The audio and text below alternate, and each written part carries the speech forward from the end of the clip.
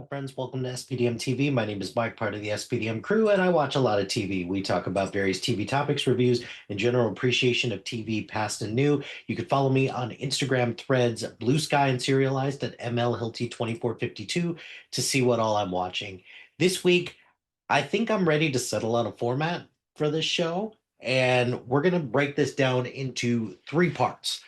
The first thing we're going to talk about is what I'm continuing. So, shows that I've watched over the last week, just going over some episode recaps. We'll talk about shows that I've finished.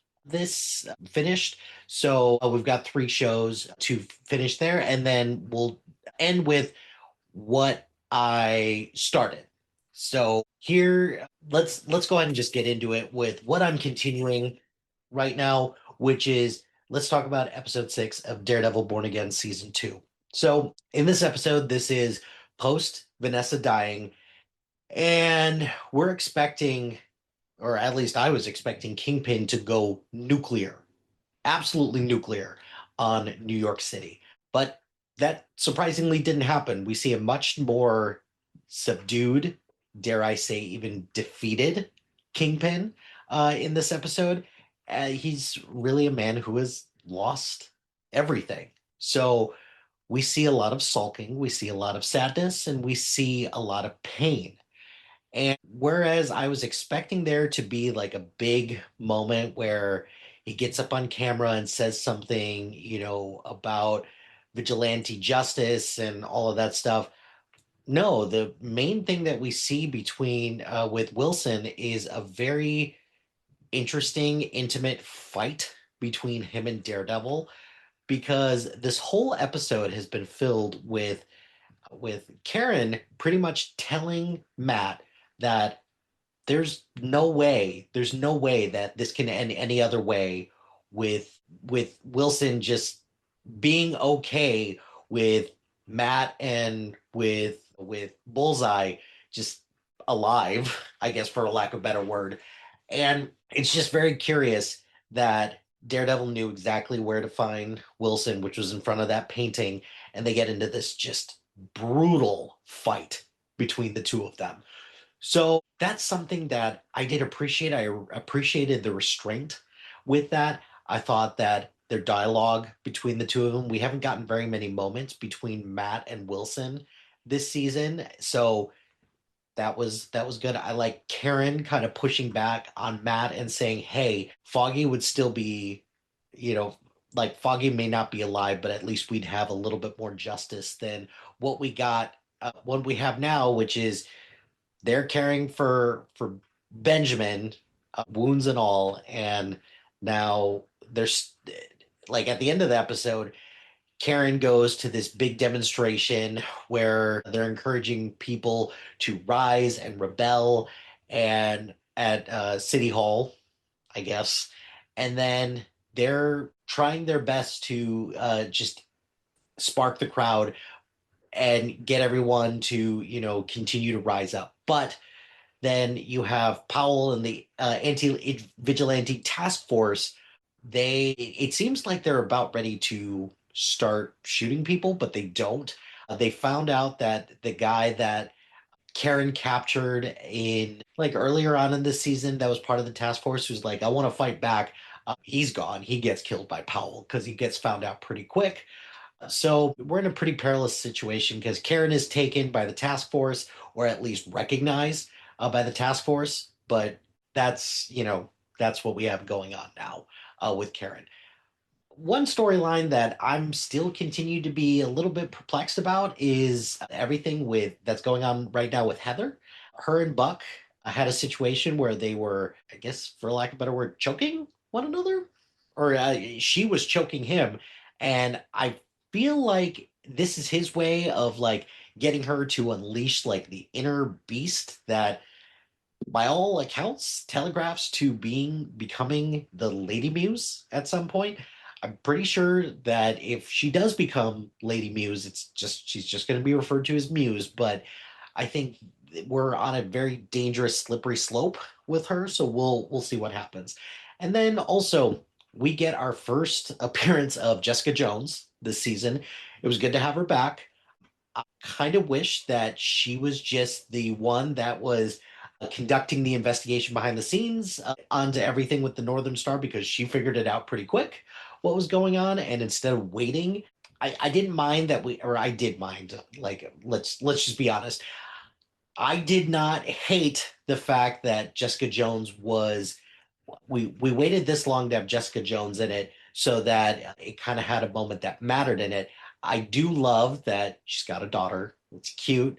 I'm hoping that Luke's the father, but we'll see about that. But the moments between Jessica and Matt, I really enjoyed. And then in addition to that, them fighting together, that was also great too. So I did enjoy this episode. I'm conceding that we're now kind of balancing like 50-50 split that Daredevil Born Again season 2 is, half of it's been good, half of it's been not. Still an average grade, but I'm I'm cautiously optimistic to see what will happen in these final two episodes. So we'll see what happens.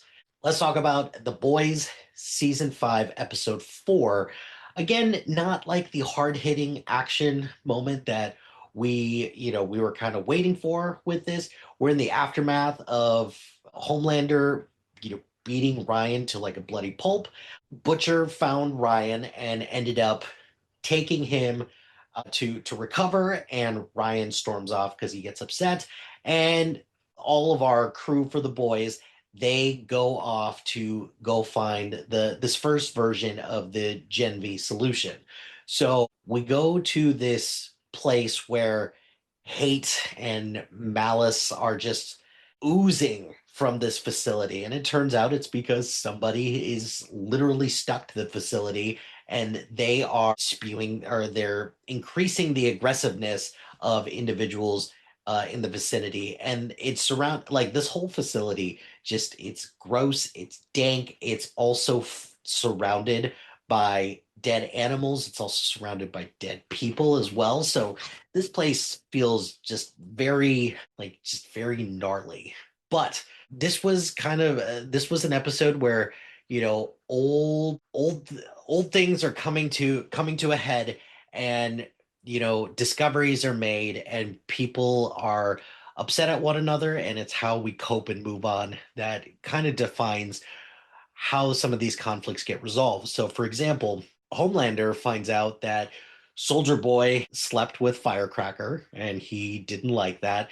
And the two of them get into an argument. And I think Soldier Boy's starting to realize that he is not as equipped to handle things with Homelander as he hoped that he would. He had a pretty good plan of trapping Homelander in a chamber with like enriched uranium or some type of toxic chemical that could debilitate Homelander for a long time. So that was a creative way to knock Homelander on his ass a little bit, but also at the same time give Anthony Starr a little bit of time to cook as Homelander, who is just going off his rockers right now. He now believes that he's on a divine mission to save everyone on planet Earth. He's even convinced Firecracker to, you know, spread the good word as he is the new messiah in a way. And I think obviously this is parroting how right-wing media, the way that they evangelize and weaponize religion, which this is happening very much in The Boys season 4, but also, or in season 5, but rather how it's working. And now Firecracker is even faced with a situation where she's like, I'm not sure I can even do this right now. But she still goes along with it because still being involved with Homelander and still being on the side of power is still better than being hunted down and being in these camps. The only part of the story that I was a little bit on the fence about, I ended up liking it at the end, but while I was watching it, I really wasn't sure, was Annie going back to see her father, which, if this had been a plot point throughout the course of the entire series, I think I'd be more invested and more interested in this and be like, oh, after years of searching for him, we finally get that. But that's not what's going on. She, just randomly out of nowhere is like, I need to go see my dad now. But I think he provided some key insight that was helpful in terms of why we fight for the people that we love, and why we need to, just continue to fight even though the odds are stacked against us. So I really enjoyed that. I love the pissing match between the Deep and Black Noir as well. I'm waiting for Black Noir. Like if Black Noir is the one that kills the Deep, I would actually be satisfied with that. So we're a little under halfway through The Boys season 5. Still a lot to go through. Still no sign of anyone from Gen V, except that very brief cameo of Thomas Godolkin, where there's just a picture of him.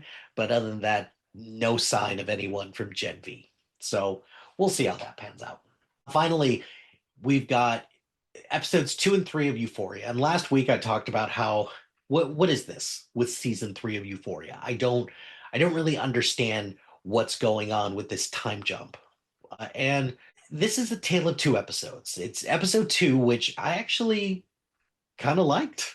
Actually, it tells the story about how Rue is getting in good with everything with Alamo's operation. He is, or she is rather, handling everything at one of his strip clubs. So we get to meet some of the girls. We meet one girl in particular. Her name's Angel. She's good friends with the girl who overdosed in the first episode, and she's really upset about everything that's going on. So she spirals out of control, and Alamo says that she needs to get her stuff in order and go to rehab.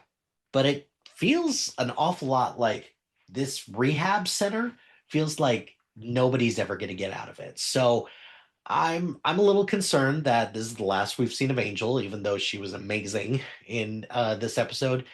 And it was also interesting to see Rue on the other side of this. I wanted a little bit more pathos from Rue saying, boy, this sucks. Like, no wonder like my family doesn't talk to me because this sucks trying to convince someone to have to go to rehab. But we didn't, and that's fine. I'm hoping that we'll get some of that at some point. We get our first like actual storylines and story beats with Maddie and catching up with her and everything that she's had to gone through in order to become the person that she is. And Maddie seems to be one of the more well-adjusted characters post high school that I'm actually kind of curious to see where her story is going to go. Same thing with Jules. I really liked, particularly in episode 3, it gives us some background as to what Jules has been up to, and I find what she's doing to be fascinating. I think the big sticking point for me is everything that's going on with Nate and Cassie. And episode 3 is a perfect representation of why these two should not be the center of this series, because that wedding was disgusting. It was ridiculous. And I don't understand what is going on here with like that awkward dance. And just I struggled watching that like all of episode 3 just gave me the ick for a lot of reasons. And I don't like that Rue and Maddie ditched Jules at this wedding. It was good to see Eric Dane for these 2 episodes. It was not good to see Eric Dane's character in Euphoria, because Eric Dane's character just is a pedophile and he's awful. But Eric Dane obviously was going through major health challenges right up to like the end of his life, and it bums me out to see him in this condition. But I was glad that he at least got the opportunity to be in these episodes. You see some interactions from people that you normally wouldn't expect to see interactions from again. I didn't get to see much between like them. I think the main one I was looking forward to was Maddie and Nate at the wedding, but that didn't happen because I think Nate's mom's speech was just so petty and so biting that I was like, oh God, that's rough. So and then Jules got a chance to talk with Nate for a little while, and Jules got a chance to talk with Cal for a little while. The one with Cal made me super uncomfortable. It's just how casual they can be talking about everything that happened between them. And then in addition to that, just like Nate just playing it cool, him and Jules just smoking a cigarette. outside. Yeah, it's just very weird. And then this whole story plot with Nas and Nate owing him a ton of money. I'm very curious to see how that's going to pan out because there's no way that Nate is going to be able to pay back all the money that he took from Nas. But where I'm kind of struggling with this is that the scene where he gets beat up at his home is just so over the top. They even had to like cut off a pinky toe, which I was like, ugh, I can't do it. I can't do it. Body horror, obviously. I can't do it. But all of this to say, I want to see Bishop go off because him, just he's if he's gonna be a motherfucking cowboy, I want him to actually be a legit cowboy in this instance, and I'm waiting for him to go off. He's just so calm, cool, and collected, and I want to see what he what he has in store. And then Rue getting pulled over by the DEA. I'm wondering if she's going to turn rat. Well, they're telegraphing very heavily that she's going to turn rat, but we'll see what happens. Some things here, not a huge fan of, and it is the clear exploitation of a lot of the women in this, like a lot of things going on at the strip club.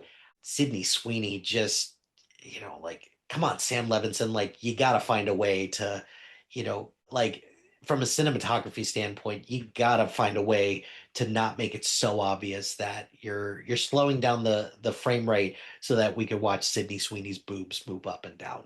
Like, what are we doing here? But I'm a completionist through and through, and Euphoria season three, as much as it's irritating me, I'm going to finish it because I hate myself. So but episode two I liked. Episode three, we have officially jumped the shark, and now I'm just waiting to see how much more crazy this season can get. Let's move on to the things that I finished. I finished three seasons of TV this past week. The first one, quick series, Malcolm in the Middle, Life's Still Not Fair. I was thinking that this was going to be two, maybe three times longer, but it was four episodes. So it is a quick watch, and I generally liked it. I am struggling to see what the point of it was, but for the most part, I enjoyed seeing some of these characters back. I think some of the things that I really enjoyed about this is how Malcolm is doing everything that he can to stay away from his family, even though he just, at the end of the day, is doing the same neurotic things that he struggled with so much with his family. So I'm I'm grateful and I'm glad that we got some nuance with that. I really liked Malcolm's daughter Leah and just all the interactions that we had with her.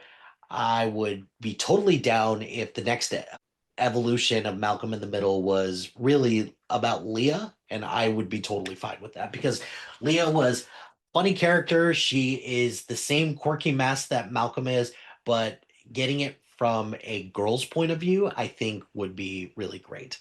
In addition to that, Malcolm's non-binary sibling, Kelly.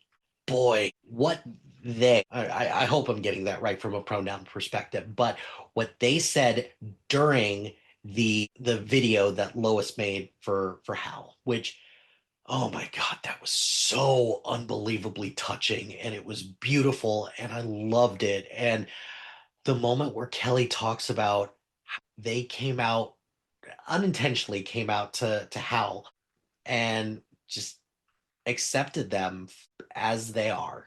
I was very moved by that. I do wish that we would have gotten a little more, and I'm a little curious to see if we're ever going to see this iteration of the characters again. But we'll have to wait and see. I'd be curious to see how this did from the standpoint of what's actually going on with everything behind the scenes with Malcolm in the Middle, Life's Still Not Fair. It's listed as a miniseries, but lots of things get listed as a miniseries, and then they end up getting multiple season orders. So we'll see what happens. I enjoyed it. A little bummed that it was only four episodes, and again, still struggling to see the point. But man, they stuck the landing with Lois and Hal. Just the crazy, neurotic moments with this entire family. Kelly is by far the MVP of this season for me. But Leah also, again, she's I hope that she's the star of this moving forward. Let's talk about Invincible season 3, which we're done with Invincible, or season 4 of Invincible. So last going into the final episode, we had pretty much Nolan, the other guy, and Mark destroying Viltrum, which is a bit of a bold move. But then Mark has PTSD with going back to Earth because he assumes that they're just going to come back to Earth and destroy Earth. But actually, what happened is a much more sinister and much smarter plan where Thrag says, "This will be our home. You're not going to see where we are anymore, but we're going to live amongst everyone. We're going to repopulate and we're going to rebuild our empire." And leaves it on Mark to make that decision. Like, do you accept these terms that they will rebuild the Viltrum population, but they won't interfere with anything that's going on Earth? But as long as they're kept in peace, then he will be like everyone he loves, plus everyone on Earth will be kept in peace as well. And I thought that was an impossible choice and just a brilliant stroke of genius on Thrax's part for that. A little light on the Guardians and everything, this particularly the second half of the season, but I'm hoping that they come into play a little bit more for the next season. And then the last part, Eve. Boy, what an impossible choice for Eve to make with her baby. I was a little surprised that that was the direction that they take. First of all, my body, my choice, and she has every right to do whatever she wants with her body. It sucks that Mark didn't get, at minimum a heads up about it. He didn't even know that Eve was pregnant, but I hope that Mark doesn't push her away to a point where they end up either breaking up or having such a schism in their relationship moving forward. And I really hope that Mark doesn't hold this against her as well. But I also hope that this potentially could be a wake up call that Mark needs to be more attentive to Eve. And I didn't like how Eve was just pretty much relegated this season to being a girlfriend. That bummed me out quite a bit.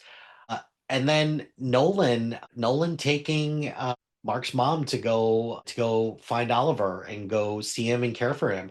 I'm very curious to see what happens with that. They're telegraphing very much that there's potentially going to be some resolution between them down the road, which I wouldn't hate, even though I don't think Nolan deserves any type of forgiveness for what he did. But, we'll see what happens. Overall, I thought Invincible season 4 was really great. I think they had some really innovative episodes, particularly with the episode where where Mark goes to hell. I think this presents a lot of interesting conundrums moving forward. How much longer can this go, though? Because there's only so much of defeating enemies before we get that the Viltrumites are the great threat right now. And as they're repopulating around Earth, how long is Mark and just everybody going to stand by and allow this to happen when they just have to do something to stop them? And then with the virus being left to our new Grand Regent or Supreme Leader or whatever he's called, Alan. I think that was a stroke of genius, but I also feel for Alan quite a bit because I think that it's pretty horrendous the situation that he's going to be in. So we'll see what happens with that. But yeah, I overall really liked Invincible season 4. I did finish season 2 of Beef. I have thoughts on that. It's very hard for me not to compare season 1 to season 2 because they're so wildly different. And I think what struck me about season 2 is that the beef overall it evolved to do with, things on an international scale, and I think that's way too much. I think them going to Korea and, just continuing, elements of this beef that was a bit much, even though I think some of the best scenes in this show were in Korea. I love the moments where they were sitting in the cells and Josh and Lindsay were talking with one another and Ashley and Austin were talking with one another. I think the conversations that they had were uncomfortable and they were profound and they were lovely.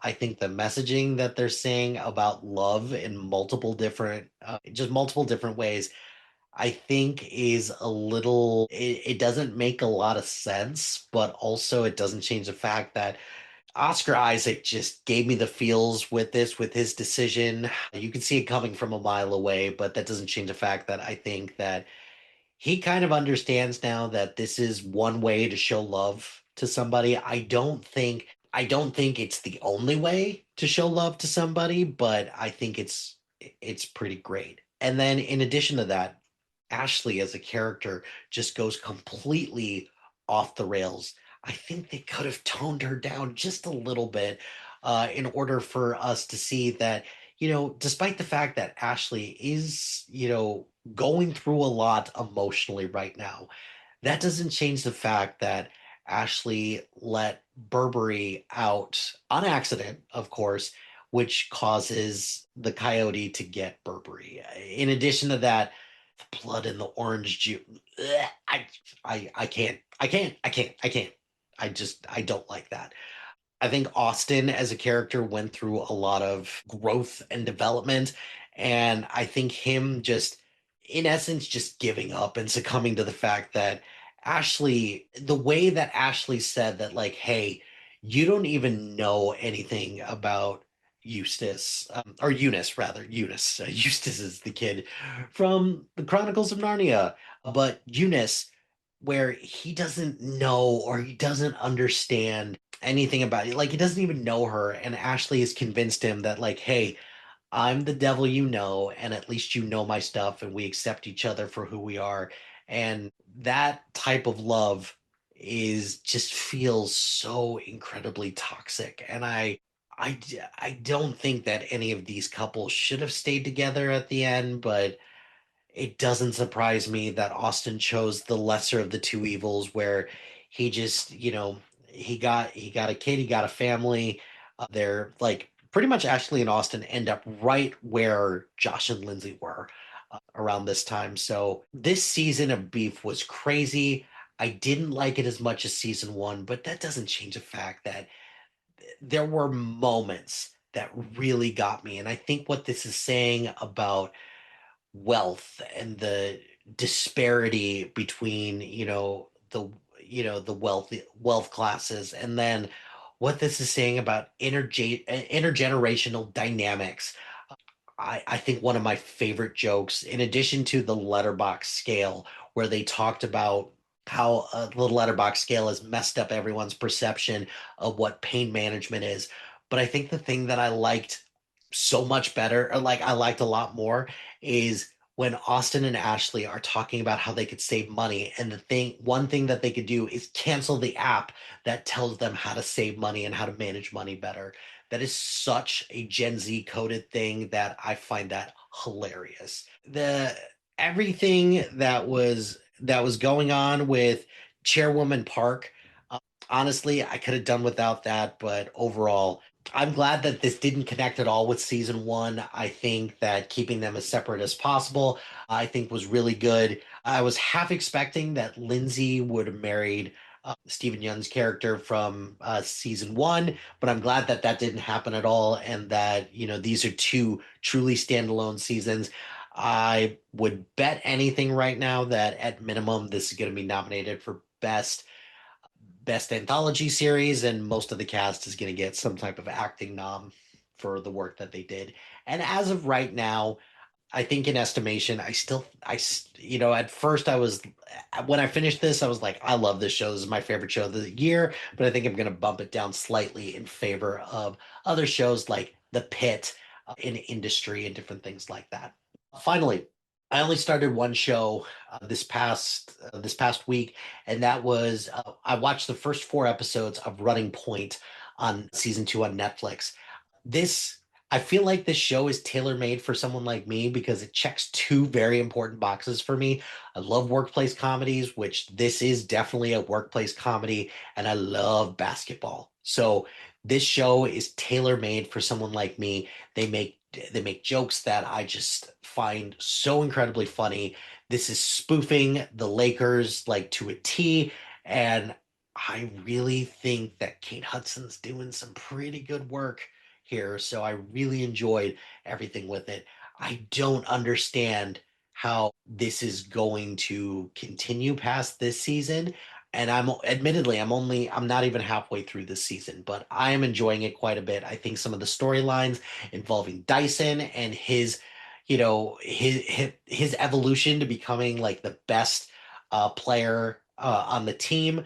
I think that's going to come to a head with their 16-year vet who is like starting to feel a little overshadowed and everything like that. Marcus, that's his name, Marcus. So I'm curious to see what's going to happen with that. I think that who is that? Cam, who is Justin Theroux's character.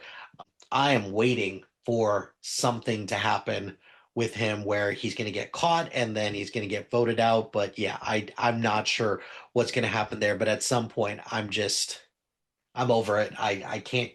There's only so much meddling that Cam can do before eventually I'm going to be like, what are we doing here? Please stop. I'm bummed that Allie went to Toronto, but it was for money, and I think what she said was absolutely true. It's not just about money or title, it's about value at the end of the day. And she didn't feel valuable enough. She's going to come back to LA at some point. I guarantee it. Because keeping Brenda Song and Kate Hudson apart just doesn't seem like a good idea. I still love Jackie as a character. I'm still really enjoying what he brings to the table. And then I really like Ray Romano's character, the coach. I love the new coach. I want more of that. 4 episodes in, I want more of that. So we'll see how that pans out. But all right, that's all I'm watching right now. What do you think? What do you think about any of the shows that I'm watching? Let me know in the comments below.